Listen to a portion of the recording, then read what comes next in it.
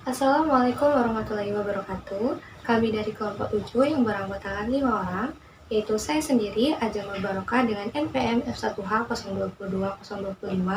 Kemudian ada rekan saya, yaitu Gede Oktiana dengan NPM F1H 022012. Kemudian ada Clara Ulandari dengan NPM F1H 0222. Kemudian ada Marvin Saputra dengan NPM F1H 022033. Dan yang terakhir ada Basdiki Hasugian dengan NPM F1H 022036.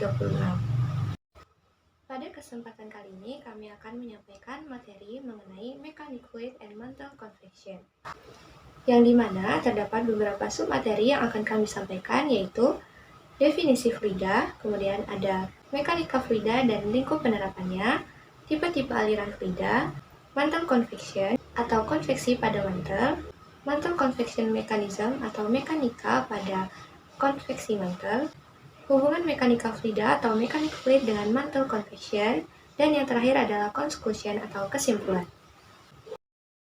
Langsung saja, saya akan menyampaikan mengenai definisi fluida. Fluida adalah zat yang dapat berubah bentuk secara konstan apabila terkena tegangan geser atau shear stress betapapun kecilnya.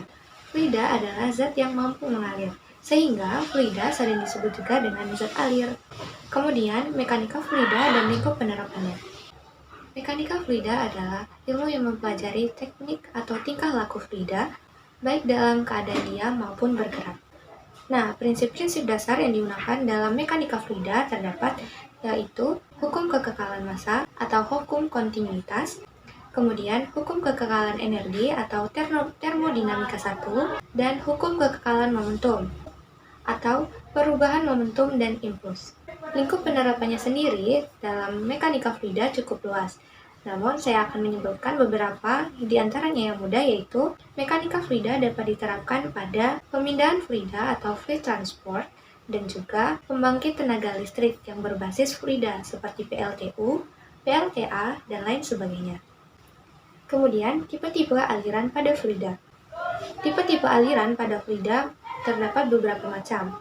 Di sini saya akan menerangkan salah satunya, yaitu tipe aliran fluida statis dan juga tipe aliran fluida dinamis. Fluida yang memiliki tipe aliran dinamis memiliki kecepatan konstan pada suatu titik tertentu. Fluida dengan tipe aliran dinamis sangat mudah ditemukan, seperti irigasi pada sungai yang memiliki kecepatan konstan, atau aliran pada bendungan yang juga memiliki kecepatan konstan atau pengatur debit tertentu. Nah, selanjutnya tipe aliran fluida secara statis. Fluida statis ini tidak bergerak atau diam, yang dimana pergerakan partikelnya tidak terlihat atau tidak menimbulkan pergerakan atau gaya geser sama sekali. Contoh aliran dengan tipe statis ini sangat mudah kita temukan, seperti mudahnya kita melihat air yang ada di dalam gelas, kemudian air dalam bendungan, dan kemudian aliran sungai yang memiliki kecepatan konstan. Selengkapnya, materi akan disampaikan oleh rekan saya selanjutnya. Halo, di sini saya akan menjelaskan tipe aliran fluida yang dimana fluida itu penting, terutama dalam analisis aliran gempa, air tanah, atau pergerakan fluida lainnya yang ada di dalam kera bumi. Dan saya ini menjelaskan apa hubungannya dengan mata kuliah geodinamika. Nah, aliran laminar, pertama itu ada aliran laminar, yaitu alirannya terjadi karena tidak adanya gangguan atau perpotongan dari aliran lainnya. Selanjutnya ada transisi. Ini merupakan aliran ini terbentuk karena proses transisi dari pudara laminar sebelumnya menjadi turbulen. Nah, aliran turbulen itu kecepatan jenis aliran ini tidak searah atau berubah-ubah, akan tetapi pada bagian permukaan dinding pipa alirannya tetap laminar berkat adanya lapisan tipis yang memiliki kekentalan tertentu. Nah, jadi hubungan antara laminar, transisi, atau turbulent itu saling bersangkutan antara tiganya. Nah, terus untuk uniform atau non-uniform itu bisa dibedakan. Jika uniform itu jika kedalaman aliran pada setiap penampang saluran adalah tetap, dan jika kedalamannya selalu berubah, maka dikatakan aliran tidak seragam atau yang kita ketahui yaitu non-uniform flow. Nah, selanjutnya ada fluida steady dan fluida unsteady. Nah, dikatakan fluida steady jika aliran itu memiliki jika kecepatannya dirumuskan P tidak berubah konstan selama waktu tertentu, dan apabila kecepatan aliran selalu berubah selama waktu tertentu, maka dikatakan aliran tak lunak atau unsteady flow. Nah, contohnya itu ada aliran banjir dan pasang surut. Baiklah, selanjutnya yaitu klasifikasi tipe aliran fluida berdasarkan sifat rotasi. Klasifikasi tipe ini dibedakan menjadi dua macam, yaitu rotational flow dan irrotational flow. Untuk rotational flow, pada aliran rotasional, partikel fluida selama bergerak memiliki rotasi.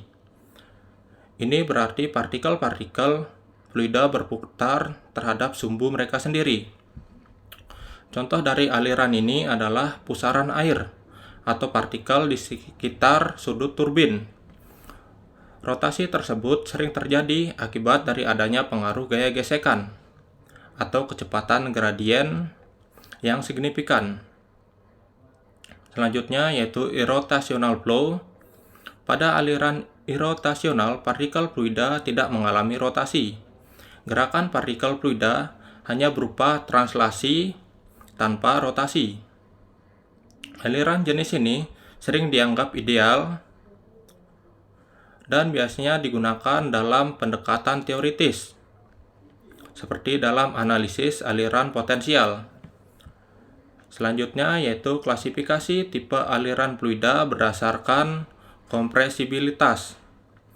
Klasifikasi tipe ini dibedakan menjadi dua macam, yaitu compressible flow dan incompressible flow. Untuk compressible flow, aliran compressible terjadi ketika densitas fluida berubah secara signifikan akibat perubahan dari tekanan. Ini umumnya terjadi pada aliran gas dengan kecepatan yang tinggi, seperti pada aliran supersonik atau aliran nozzle pesawat jet. Dalam aliran ini, perubahan densitas memainkan peran yang penting dalam analisis aliran. Selanjutnya yaitu incompressible flow. Aliran incompressible terjadi ketika perubahan densitas fluida yang dapat diabaikan. Biasanya aliran cairan dianggap incompressible karena perubahan densitas yang sangat kecil meskipun terjadi perubahan tekanan. Contoh dari klasifikasi tipe incompressible flow ini adalah aliran air dalam pipa atau sungai. Baiklah, selanjutnya yaitu klasifikasi tipe aliran fluida berdasarkan dimensinya. Klasifikasi dari tipe ini dibedakan menjadi tiga macam, yaitu one dimension flow atau satu dimensi, two dimension flow atau dua dimensi, dan three dimension flow atau tiga dimensi. Untuk one dimension flow atau satu dimensi, dalam aliran satu dimensi, properti fluida seperti kecepatan hanya bervariasi dalam satu arah.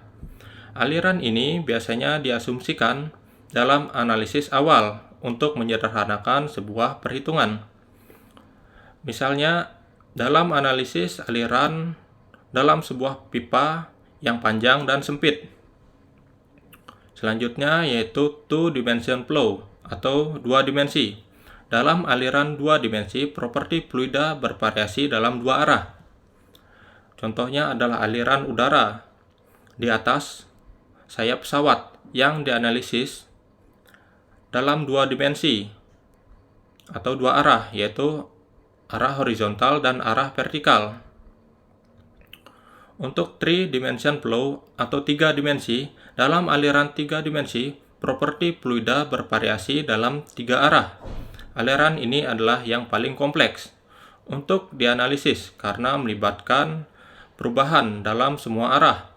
Contoh aliran ini adalah turbulensi udara dalam ruangan tertutup. Baiklah, saya di sini akan menjelaskan hubungan antara aliran fluida dan konveksi pada mantel bumi. di mana hubungan antara aliran fluida dan konveksi pada mantel bumi ini sangat penting dalam memahami konsep dinamika planet internal ini, terutama dalam proses transfer panas dari inti ke permukaan. Pengertian aliran fluida sendiri dalam konteks ini merujuk pada pergerakan material plastis dalam cair yang ada di dalam mantel bumi. Mantel terdiri dari bahan yang berada dalam keadaan padat namun dapat bergerak dengan sangat lambat karena adanya tekanan dan suhu tinggi di dalamnya. Fluida di mantel ini bergerak karena perbedaan suhu dan kepadatan yang terjadi di dalam mantel bumi. Sedangkan konveksi merupakan proses transfer panas melalui pergerakan fluida. Pada mantel bumi, panas dari inti bumi yang sangat panas naik ke permukaan melalui mekanisme konveksi. Ketika material mantel yang dekat dengan inti bumi dipanaskan, ia menjadi kurang padat dan naik ke atas. Saat mantel ini naik dan mendekati permukaan, ia mendingin dan menjadi lebih padat. Akhirnya kembali tenggelam ke bawah ke dalam mantel, membentuk pola sirkulasi fluida yang dikenal sebagai sel konveksi. Untuk hubungannya sendiri, hubungan antara aliran fluida dan konveksi mantel, di mana aliran fluida di mantel bumi terjadi karena perbedaan suhu yang menyebabkan konveksi. Fluida yang lebih panas dan kurang padat bergerak naik, sementara fluida yang lebih ringan dan dingin itu bergerak turun. Proses ini terjadi secara berulang dan terus-menerus menciptakan pola konveksi yang besar di dalamnya.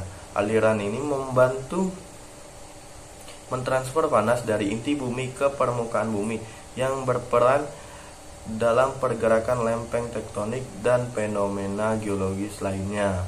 Secara keseluruhan, pada mantel bumi sebagai akibat dari perbedaan suhu yang menyebabkan aliran fluida dalam mantel. Proses ini adalah mekanisme utama untuk distribusi pada panas bumi dan berperan penting dalam dinamika geologi kita. Selanjutnya itu saya akan menjelaskan mengenai konveksi mantel. Konveksi mantel sendiri adalah proses perpindahan panas di dalam mantel bumi yang terjadi melalui pergerakan material panas dan dingin.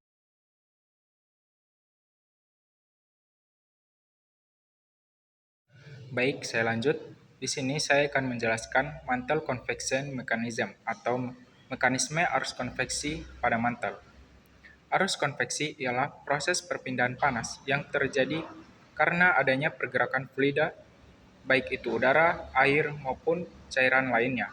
Peristiwa ini terjadi dikarenakan ketika fluida panas yang memiliki kerapatan massa yang lebih rendah naik ke atas ke tempat di mana fluida yang lebih dingin berada dan bersirkulasi sehingga menyebabkan fluida yang lebih dingin yang memiliki kerapatan lebih padat turun ke bawah, dan inilah yang disebut dengan peristiwa arus konveksi. Nah, arus konveksi mula-mula terjadi melalui peristiwa yang terjadi di inti bumi. Kita tahu bahwasanya inti bumi terbagi lagi menjadi dua, yaitu inti bumi bagian dalam dan inti bumi bagian luar. Inti bumi bagian dalam itu memiliki suhu yang sangat tinggi atau sangat panas, yang dengan saking panasnya menyebabkan partikel-partikel penyusun inti luar bumi seperti nikel dan besi itu mencair.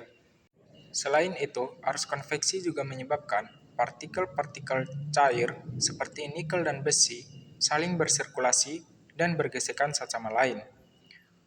Di samping itu, ketika bumi mengalami perputaran, maka akan terdapat perbedaan kecepatan antara inti bumi bagian dalam dan inti bumi bagian luar.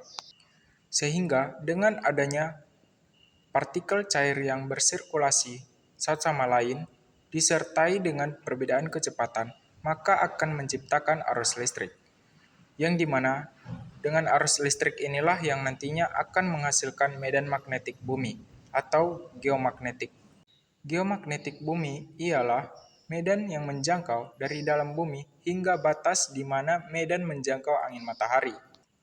Jikalaulah kita tahu bahwasanya medan magnetik bumi inilah yang melindungi bumi kita dari serangan luar angkasa, seperti partikel-partikel yang bermuatan tinggi dari matahari, serta radiasi kosmik. Nah, sampai di situ kita bahas kembali mengenai arus konveksi. Arus konveksi berperan penting terhadap tekanan dan suhu, di mana dengan tekanan yang tinggi, partikel cair yang sudah terpanaskan akibat dari arus konveksi di inti luar bumi akan terus naik dan merambat melalui rekahan-rekahan. Dengan begitu, partikel cair yang sudah terpanaskan tadi akan melelehkan ujung-ujung lempeng sehingga menyebabkan lempeng-lempeng saling bergesekan dan bergerak satu sama lain. Pergerakan lempeng ini ada yang bergerak saling mendekat atau disebut dengan lempeng konvergen, di mana pada situasi ini akan membentuk zona subduksi di sepanjang batas antar lempeng, yang di mana ketika lempeng-lempeng tersebut terus bergerak secara kontinu akan menciptakan dapur magma yang di mana kelak akan keluar melalui rekan-rekahan ke permukaan bumi dan membentuk gunung api aktif. Kemudian, lempeng-lempeng yang bergerak saling berjauhan atau disebut dengan lempeng divergen akan membentuk spreading center atau pemekaran. Kemudian, selanjutnya lempeng-lempeng yang saling bergesekan sejajar namun berlawanan arah akan membentuk sesar. Salah satu contoh sesar ialah sesar San Andreas di California. Kemudian, adapun hubungan antara mekanika fluida dengan mantle convection ialah yang pertama, adanya pengaruh tekanan dan suhu, yaitu sebagai pemicu arus konveksi. Pada pengaruh ini, mekanika fluida membantu memahami bagaimana suhu dapat memengaruhi arah, kecepatan, dan arah aliran magma. Kedua, viskositas. Kita tahu bahwasanya magma memiliki viskositas yang tinggi, sehingga pada pengaruh ini, mekanika fluida membantu viskositas magma mempengaruhi arus konveksi dan distribusi arus panas di dalam mantel. Ketiga, yaitu model convection. Pada pengaruh ini, mekanika fluida membantu memahami bagaimana arus panas bergerak di dalam mantel untuk menggambarkan bagaimana proses aliran magma dan pergerakan litosfer di permukaan bumi. Dan yang terakhir ialah adanya pengaruh dari geologi. Arus konveksi berperan penting terhadap pembentukan struktur geologi permukaan bumi. Mekanika fluida membantu memahami bagaimana proses ini terjadi. Kesimpulannya ialah, dengan memahami hubungan antara mekanika fluida dengan mantle convection, kita dapat lebih mengetahui bagaimana dinamika atau geodinamika bumi beserta proses geologis yang terjadi di dalamnya, dan juga kita dapat lebih mengetahui bagaimana proses geologis mempengaruhi bumi. Sekian, terima kasih.